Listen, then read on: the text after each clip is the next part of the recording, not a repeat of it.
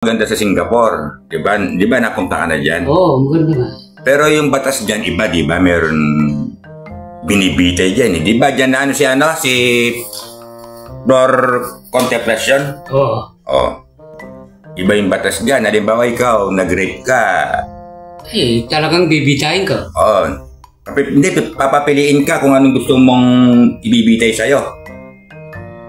Alam mo yung dalawang lato-lato mo?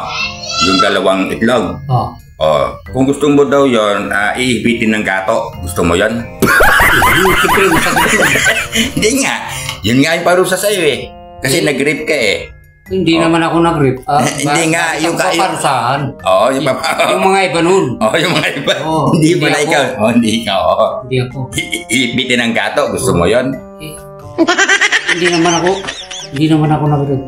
Hindi, yun nga tinatanong ko, yung papapiliin daw yung one na kung ang gusto niya parusa yung Pero sa akin, ayaw ko yun. ano yung ipitin ng gato o yung mag-slide ka sa kwan, yung blade kasi laki ng building, gusto mo yon? Siyempre sa bed. Oo.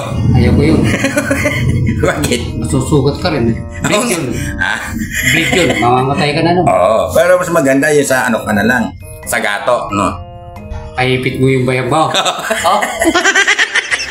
Ayaw ko rin. Wala naman ako sa kasalanan. Yung mga iba, yun. Yun ang iipitin nila. Hindi naman nga ikaw eh, kinukwento ko nga sa'yo. Eh, gulo-gulo mo. E, paano tayo magkakaintindihan? Sabi ko, wala naman ako kasalanan. Paano nga tayo magkakaintindihan kung pinipilit Yung na... mga iba, hindi ako. Oo, yung mga iba nga. Oo, ayaw mo yung ganon na... Talagang ayaw ko. Wala naman ako kasalanan. Bakit akong magdusa? Alam ko nga, pero mas maganda yun yung ipitin na lang ng gato, no? Yung paunti-unti, no? So, yung mga iba, ayaw gusto nila. Yun ang maganda, yung para kang kinakapon lang. Pero kung halimbawa ako, ayaw ko yun.